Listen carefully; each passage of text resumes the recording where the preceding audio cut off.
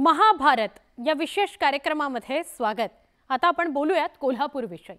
कोल्हापुरामध्ये शिवसेनेचे उमेदवार संजय मंडलिक यांच्या मंडलिक कुटुंबाकडून वादग्रस्त टीकांचं सत्र सुरू झालंय। काँग्रेसचे उमेदवार शाहू महाराज छत्रपती यांच्यावर संजय मंडलिकांपाठोपाठ वीरेंद्र मंडलिक यांनी ही टीका केली आहे। परिणामी कोल्हापूर जिल्ह्याचं राजकारण चांगलंच तापलंय।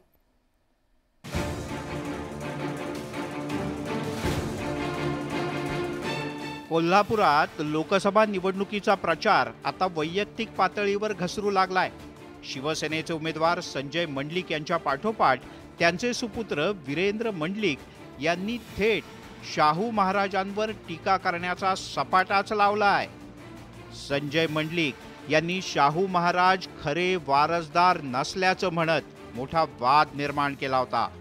तो वाद शमण्याच्या आधीच वीरेंद्र मंडलिक यांनी शाहू महाराजांवर पुन्हा एकदा तोफ डागली आहे। आपल्या शाहू कारखान्याचं नाव काय? शाहू छत्रपती सहकारी साखर कारखाना। मला एक उद्योग दाखवायचा त्यांच्या कुटुंबाचा की ज्याचं नाव त्यांनी शाहू ठेवलं असेल। एक उद्योग शाहू मिल, तुम्हाला सर्वांना माहिती आहे शाहू मिलला बंद पडून किती वर्ष झाले हो? 10, 12, 15 वर्ष झाले। त्यांना शाहू मिल बंद पडलेले अजून चालू करता आलेले नाही। वीरेंद्र मंडलिक यांच्या टीकेनंतर राजकीय वातावरण ढवळून निघालंय। राजकारणामध्ये तुमचे बाबा तिथं प्रतिस्पर्धी आम्हाला मान्य आहेत, उमेदवार आहेत, इकडे छत्रपती आहेत, उमेदवार आम्हाला मान्य आहे। पण तू कुणी कुणावर टीका केली पाहिजे, आपलं वय काय हे सुद्धा भान प्रत्येकाने ठेवणं गरजेचं आहे।